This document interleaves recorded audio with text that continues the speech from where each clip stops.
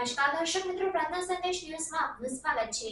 ભાવનગર બોટાદ લોકસભાના સાંસદ તેમજ ભારત સરકારના કેન્દ્રીય મંત્રી નીમુબેન બાંભણિયા ઠાકર શ્રી વીણાનાથના તેમજ પરમ પૂજ્ય શ્રી શ્રી 1008 મહામંડળેશ્વર શ્રી નિર્મળાબાના દર્શને પધાર્યા। પાળિયાદ પરમ પૂજ્ય શ્રી વિસામણ બાપુની જગ્યામાં ભાવનગર બોટાદ લોકસભાના સાંસદ તેમજ ભારત સરકારના કેન્દ્રીય મંત્રી નીમુબેન બાંભણિયા ઠાકર શ્રી વીણાનાથના તેમજ પરમ પૂજ્ય શ્રી શ્રી 1008 મહામંડળેશ્વર શ્રી નિર્મળાબાના દર્શને આવેલ પૂજ્ય બા અને પૂજ્ય ભૈલુ બાપુ દ્વારા નવનિયુક્ત કેન્દ્રીય મંત્રી નીમુબેનનું સન્માન કરવામાં આવ્યું। ત્યારબાદ ભાજપ પરિવાર વતી નીમુબેનના સન્માન સમારોહનું આયોજન કરવામાં આવ્યું હતું। આ પ્રસંગે પરમ પૂજ્ય શ્રી શ્રી 1008 મહામંડળેશ્વર શ્રી નિર્મળાબા પૂજ્ય શ્રી ભૈલુ બાપુની પ્રેરક ઉપસ્થિતિ રહી હતી।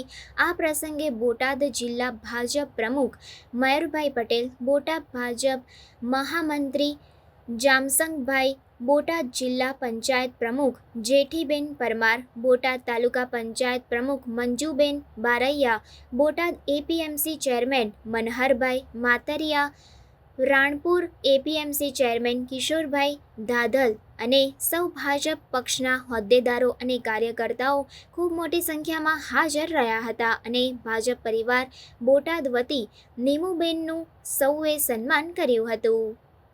રિપોર્ટર કનુભાઈ ખાચર, પ્રાર્થના સંદેશ ન્યૂઝ, બોટાદ। પ્રાર્થના સંદેશ ન્યૂઝની તમામ લેટેસ્ટ અપડેટ્સ માટે ચેનલને હમણાં જ લાઈક, શેર અને સબસ્ક્રાઇબ કરો।